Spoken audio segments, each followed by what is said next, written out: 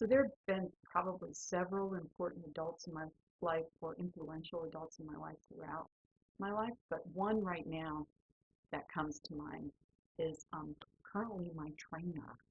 I took up horseback riding 5 years ago as an adult, and crazy thing to do, dangerous sport, but not as dangerous as other things. And the woman who owns the facility is just phenomenal. I mean, she's a woman entrepreneur who's very patient. Like I was very surprised that she would take on an adult who had never ridden before, you know. And this is hunter jumper, so I'm learning how to jump horses. And yeah, and um, she's very practical and very calm and very businesslike, but also friendly. And she understands the the phases you go through when you're learning to do something like this as an adult, which is quite different than learning as a child, and how fear, emotion can play in there, and knows when to be firm and when to just be okay. Uh, and so it's just very influential. And I find that this whole experience with the horseback riding is currently my therapy. It's where I go to kind of readjust and feel more calm and being around the animals and the dogs, the cats, the humans, you know, just the whole thing is just kind of my biweekly therapy. And without it, I get depressed. You know, I can just get really blue.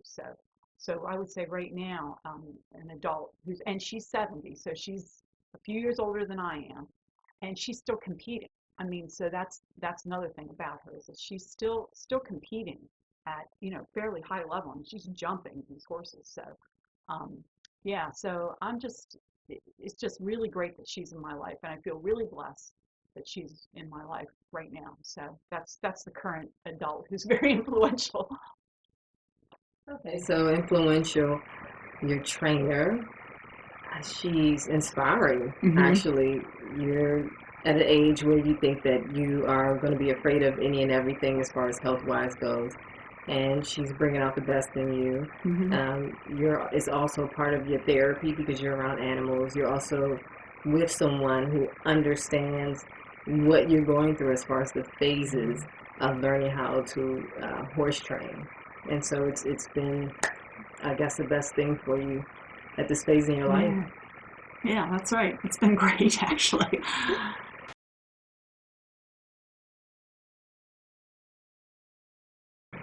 For us, there's so many things that are either misunderstood Hmm. or um, just not having conversations, like not having friendships, so we can understand each other.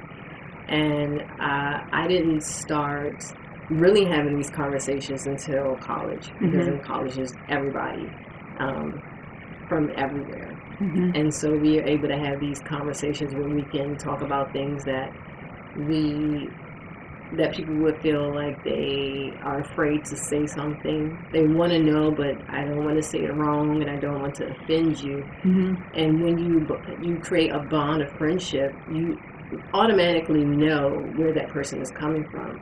So it's easier to have an uncomfortable conversation Hmm. about something that, oh, I heard this, or I heard that.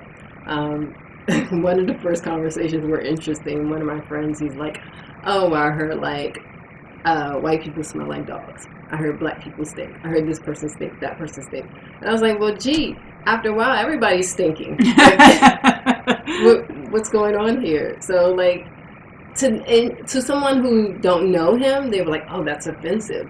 But because I knew him and I knew Hmm. he was coming from a place like, I don't know what's going on. I want to ask you, but I don't want to offend you. Uh, so I think really having conversations where people come together and befriend each other and not be afraid to be friends and get to know each other. Hmm. We all have different backgrounds, we all have different lives, and we can learn from each other very, Hmm. very much. Because you have to emotionally, you're dealing with things emotionally, Hmm. but you're also trying to be constructive about like how you word things Hmm. so that you can understand what's actually happening without getting frustrated or angry. because it's our lives. Like I had people, my friends say, I don't want to come up to West Virginia because I don't know what's going to happen. Like you can be having a normal day and then all of a sudden something happens to your life and then you have to reflect on that for the rest of your life just because of the color of your skin.